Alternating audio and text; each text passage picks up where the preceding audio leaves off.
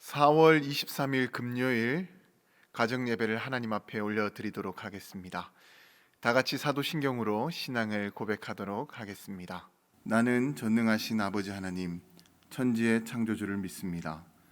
나는 그의 유일하신 아들 우리 주 예수 그리스도를 믿습니다. 그는 성령으로 잉태되어 동정녀 마리아에게서 나시고 본디오 빌라도에게 고난을 받아 십자가에 못 박혀 죽으시고 장사된 지 사흘 만에 죽은 자 가운데서 다시 살아나셨으며 하늘에 오르시어 전능하신 아버지 하나님 우편에 앉아 계시다가 거기로부터 살아있는 자와 죽은 자를 심판하러 오십니다. 나는 성령을 믿으며 거룩한 공교회와 성도의 교제와 죄를 용서받는 것과 몸의 부활과 영생을 믿습니다. 아멘. 다 같이 복음성가 나를 세상의 빛으로 부르신 주님을 함께 찬양하도록 하겠습니다.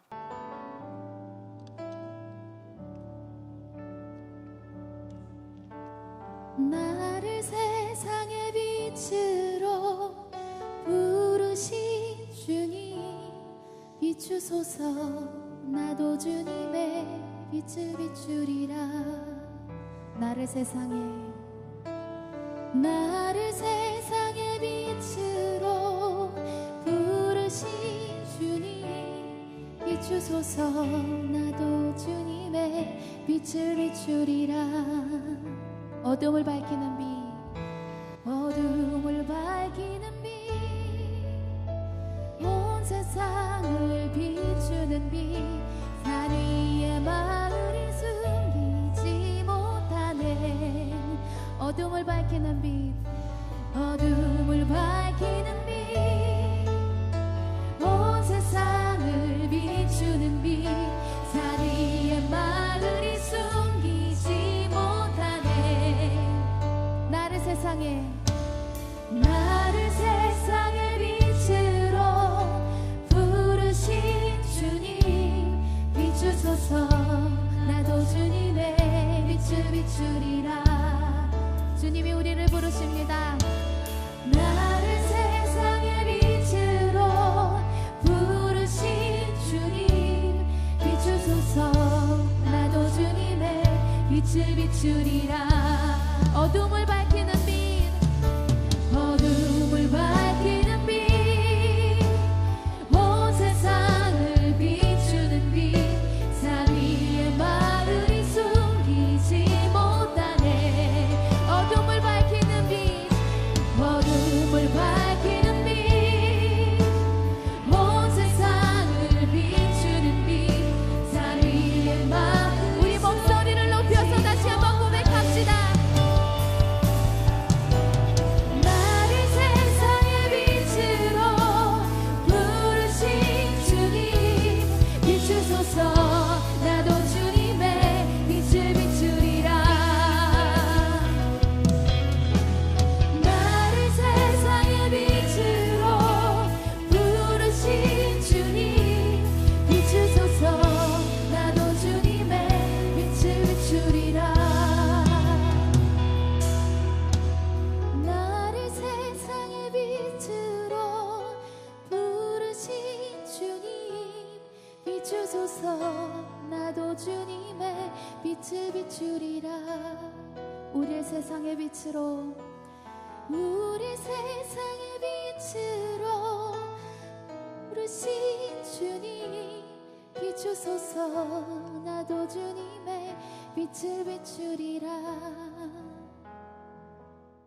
오늘 우리 가정에게 허락하신 하나님의 말씀은 출애굽기 10장 23절의 말씀입니다. 그동안은 사람들이 서로 볼 수 없으며 자기 처소에서 일어나는 자가 없으되 온 이스라엘 자손들이 거주하는 곳에는 빛이 있었더라. 미국의 정치가였던 이 벤자민 프랭클린은 자기가 사는 필라델피아 지역의 주민들을 위해서 선한 일을 행해야겠다라고 그렇게 마음을 먹게 되었습니다. 그래서 그는 집 앞에다가 선반을 마련해 놓고 그 위에다가 등불을 올려놓았습니다. 그런데 동네 사람들은 이 벤자민의 행동을 이상하게 여겼습니다. 왜냐하면 당시 개념에서 등불은 집 안에 있어야지 되는 것이지 집 밖에 있어서는 안 된다라고 그렇게 생각을 했기 때문입니다. 왜냐하면 그렇게 하는 것은 낭비하는 거다라고 그렇게 생각을 했기 때문이죠.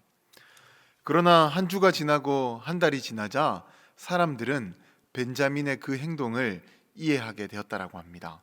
어떤 것을 이해하게 되었냐면 이 등불을 집 밖에다가 두게 되니까 밤에 지나가는 사람들이 길에서 넘어지지 않는다라는 것과 그리고 어둠 속에서도 길을 잘 찾게 된다라는 것을 알게 되었다라는 거예요.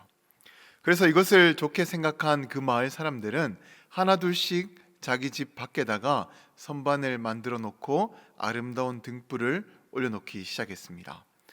그리고 났더니 길거리가 환하게 그렇게 비춰지게 되었다라고 합니다. 그리고 이것이 발전하면서 오늘날의 가로등이 되었던 것인데, 사랑하는 성도 여러분, 만약 길거리에 가로등이 없다라고 한다면 어떻게 될까요? 아마 깜깜하고 어두워서 이 두려운 마음에 그 밤거리를 편하게 다니지 못할 것입니다. 그리고 급하게 밤거리를 다녀야 할 때 잘 보이지가 않아서 사고가 일어날 수도 있을 것입니다. 그러나 우리에게는요, 지금 거리마다 가로등이 이렇게 설치되어져 있기 때문에 이 모든 불편함이 해결이 된 채 살아갈 수가 있는 것입니다.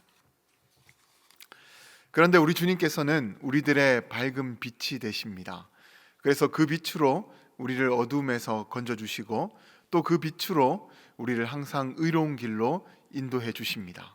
그렇게 우리는 빛 대신 주님을 항상 따라서 살아가야 되는 것이고, 또 주님께서 우리를 빛으로 부르셨다라는 것을 믿으며 빛 대신 주님처럼 그렇게 선한 삶을 살아가야 되는 것입니다. 오늘 본문을 보게 되면 하나님께서 이집트 땅에 9번째 재앙인 흑암을 내리시게 되었습니다.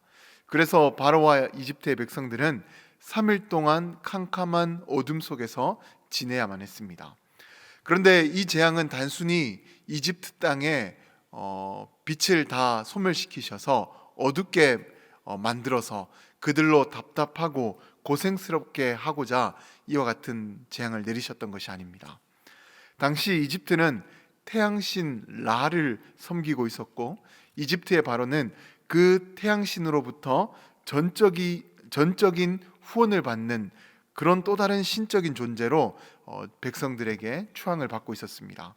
그렇게 그들의 관점에서 태양과 그리고 그 빛은 이 태양신 라와 이집트의 바로라고 그렇게 생각을 하고 있었던 것입니다. 그러나 하나님께서 완악한 바로로 인해서 태양을 감추시고 흑암을 그들에게 허락하시게 되자 그들은 자신들의 생각이 틀렸음을 깨닫게 되었을 것입니다. 그래서 바로는요, 다시 모세를 불러서 여호와를 섬기되 너희의 양과 소는 머물러 두고 너희의 어린 자녀들은 함께 가라라고 그렇게 또다시 백기를 들게 되었던 것입니다. 물론 이후 바로의 마음이 또 완악해져서 자신이 했던 말을 번복하기도 했지만 그들은 분명 하나님께서 내리신 이 9번째 재앙, 이 흑암의 재앙을 통해서 태양의 주인은 라가 아니라 이집트의 바로가 아니라 하나님이시라는 것을 분명하게 알게 되었을 것입니다. 그리고 이때 이스라엘 백성들도 그와 같은 사실을 깨닫게 되었을 것인데, 왜냐하면 그들 가운데 흑암이 비춰졌기 때문에 그런 것이 아니라 그들 가운데는 밝은 빛이 비춰지고 있었기 때문에 그와 같은 깨달음이 있었을 것입니다.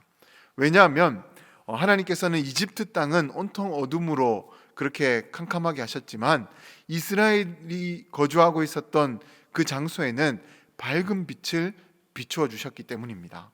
그렇다면 이스라엘 백성들이 살고 있었던 그 지역에는 왜 밝은 빛을 비추어 주셨던 것일까요?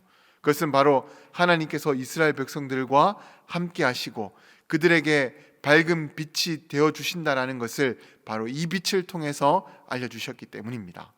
그래서 그들은 어둠에 갇히지 않고 자유롭게 다닐 수 있었던 것이고, 또 이 일을 통해서 태양뿐만 아니라 이 세상 모든 만물의 주인은 하나님이심을 깨닫게 되었을 것입니다. 그런데 이 모습이 바로 우리 신앙인들이 깨달아야 할 모습입니다. 하나님께서는요, 죄로 인해서 죽을 수밖에 없었던 우리를 건져주시기 위해서 이 땅에 독생자 예수 그리스도를 보내주셨습니다. 그리고 그를 믿는 자에게는 영원한 죽음이 아니라 영원한 생명을 얻도록 하셨습니다. 그렇게 주님만이 우리의 유일한 구원의 빛이 되시는 것입니다. 그런데 세상 사람들은요, 하나님도 모릅니다. 그리고 하나님께서 보내주신 이 예수 그리스도도 모릅니다. 그리고 예수 그리스도께서 베풀어 주신 그 구원의 은혜도 모른 채 삶을 살아갑니다. 그래서 어떤 이들은 하나님이 아닌 다른 신에게도 구원이 있다라고 그렇게 말을 합니다. 그런데 이것은요, 하나님께서 누구이신지 모르는 무지함에서, 또 그들의 교만함에서 나온 생각이고 말들인 것입니다. 그렇게 빛 가운데 있는 우리가 먼저 하나님께서 누구이신지를 바르게 깨달아서 그들에게 선한 삶으로 하나님이 누구이신지를 보여줘야 하는 것입니다. 그러면 언젠가 그들 가운데 드리워진 어둠은 물러가게 되고 주님의 구원의 밝은 빛이 그들의 삶 가운데 비춰지게 될 줄로 믿습니다. 아무쪼록 우리를 빛으로 부르신 주님의 부르심에 믿음과 선한 행동으로 순종하는 우리 모두가 되어서 우리를 통해서 이 세상이 밝게 빛날 수 있기를 주님의 이름으로 간절히 축원드립니다.